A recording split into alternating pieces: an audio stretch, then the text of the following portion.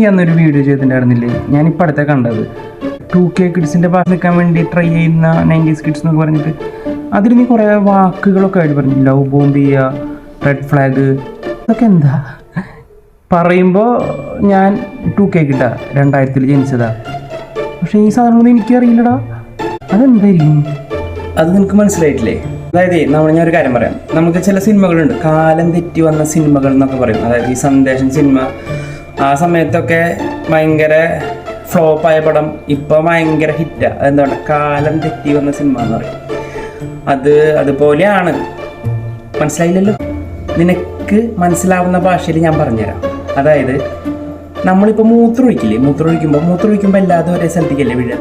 അതിപ്പോൾ അവിടെ എവിടെയെങ്കിലും കല്ല് എന്തെങ്കിലും ഉണ്ടെങ്കിൽ അതുമ്മയ്ക്ക് തട്ടി ഒരു 2 ഉറ്റൊക്കെ തെറിച്ചു പോകും അല്ലേ?